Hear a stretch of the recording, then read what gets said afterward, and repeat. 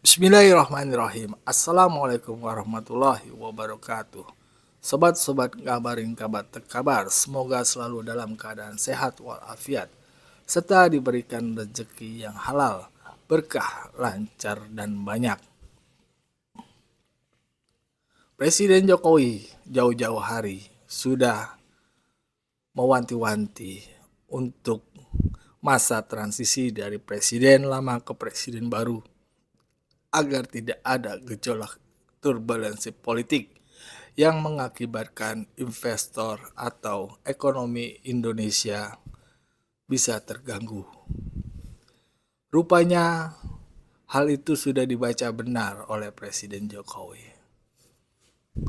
Yang terjadi pertama adalah pengunduran Ketua Umum Golkar Airlangga Hartarto. Kemunduran Airlangga bahkan dituduh Presiden Jokowi ingin menguasai Partai Golkar. Bahkan sampai ada candaan tukang kayu ingin menebang pohon beringin. Tapi fakta yang terjadi tidak terbukti. Bahlil lah yang menjadi Ketua Umum Golkar. Walaupun banyak tetap sangkaan Bahlil itu orang dekatnya Presiden Jokowi, dan mungkin bisa jadi nanti Presiden Jokowi akan menjadi kader atau senior dari Partai Golkar, bahasanya begitulah kira-kira menurut gua ya. Yang terbaru adalah keputusan MK 60 ini yang mengubah undang-undang pilkada. Keputusan MK ini melahirkan sebuah keputusan yang menguntungkan partai-partai kecil untuk bisa mengusung tokohnya untuk maju bertarung di pilkada. Tapi keputusan ini terbentur oleh DPR. DPR merevisi keputusan MK dan lebih mengambil keputusan dari MA, sehingga membuat banyak masyarakat, sebagian sih, bukannya banyak, yang merasa tidak diuntungkan akhirnya rame-rame bersuara. Mereka menuduh juga bahwasannya ada intervensi dari Jokowi atau mereka sebut tukang kayu. Sebenarnya apa yang diwanti-wanti Presiden Jokowi itu sudah terbaca dari jauh oleh Pak Jokowi. Beliau pasti ngelihat lah, sama kayak kita lah, yang gua lah yang ngejaga, yang ngikutin Presiden Jokowi ya dari lama.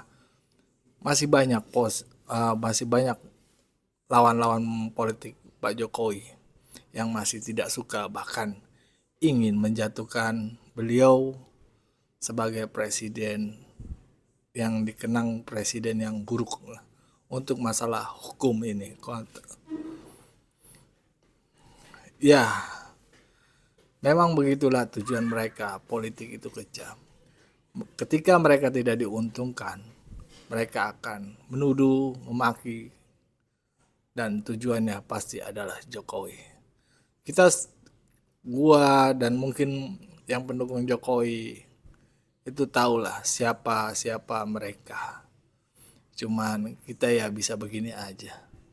Karena kita hanya rakyat biasa.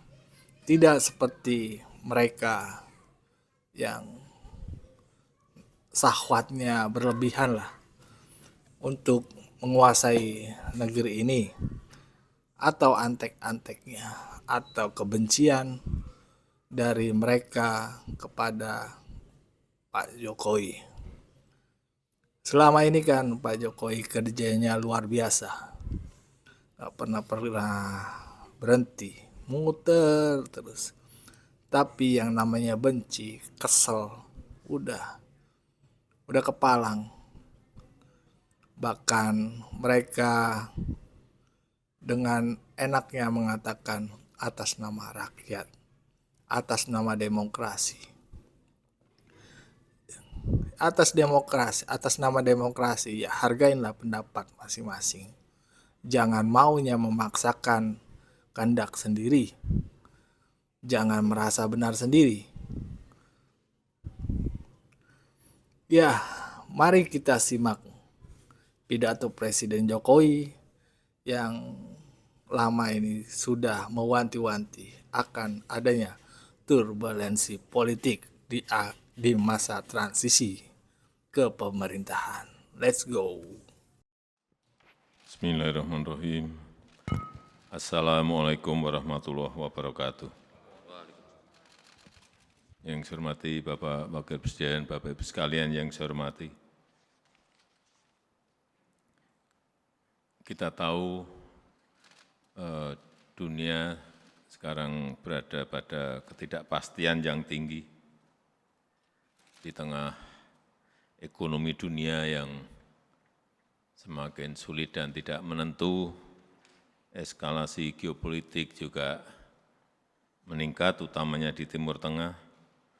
Kemudian kalau kita lihat inflasi dunia juga meninggi, depresiasi nilai tukar kalau kita lihat terus menekan ekonomi semua negara.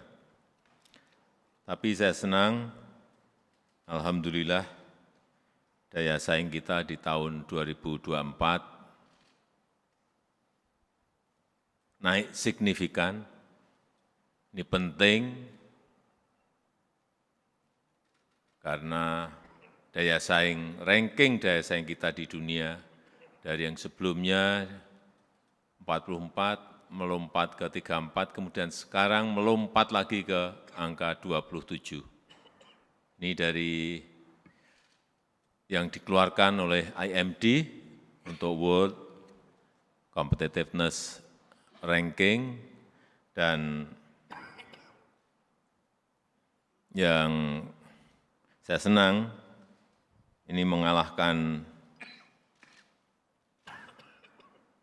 Inggris yang berada di ranking 28, Malaysia yang berada di ranking 34, Jepang yang di ranking 38, Filipina di ranking 52, dan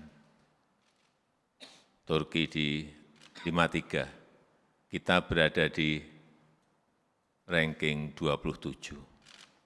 Ini yang patut kita syukuri karena dari sinilah kita tahu di mana kita berada, di posisi mana kita berada.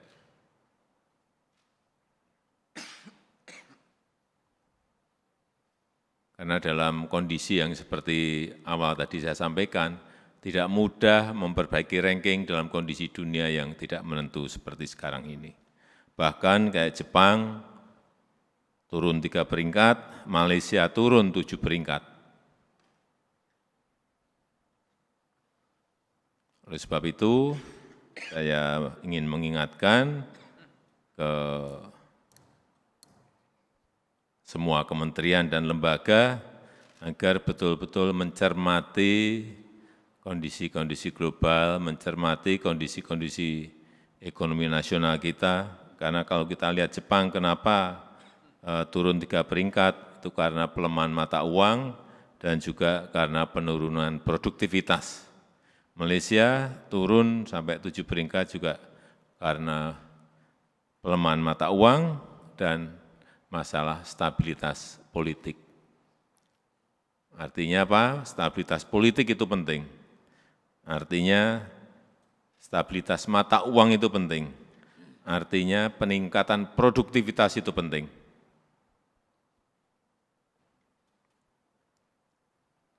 Dan yang dinilai dari kita, kenaikan utama daya saing Indonesia itu karena kepemerintahan, karena dunia usaha, dan karena ekonomi kita.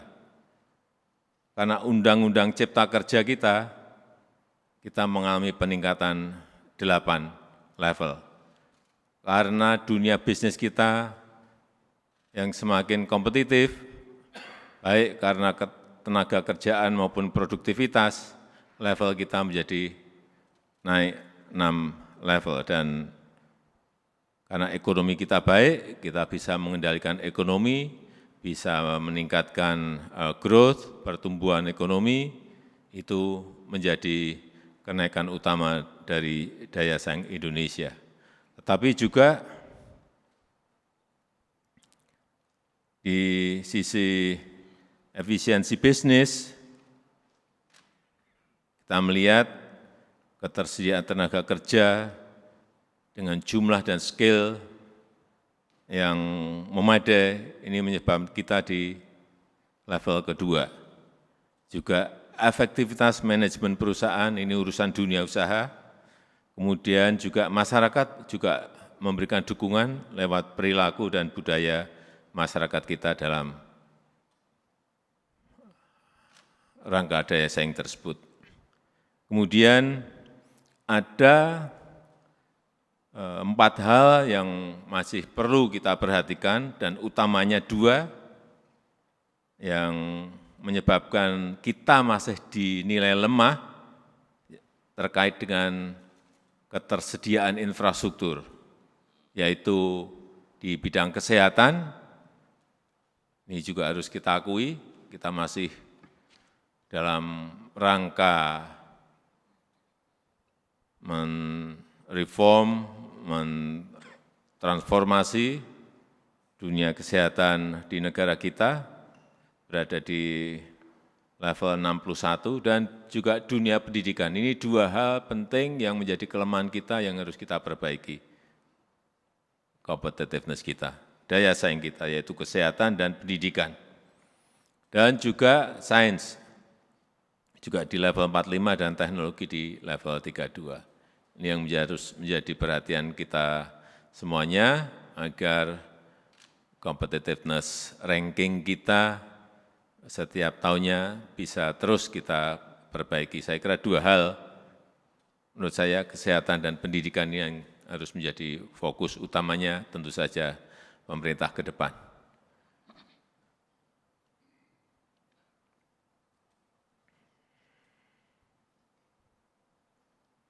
Dan secara khusus yang harus menjadi perhatian kita yaitu stabilitas politik. Ini penting agar jangan sampai ada turbulensi politik, agar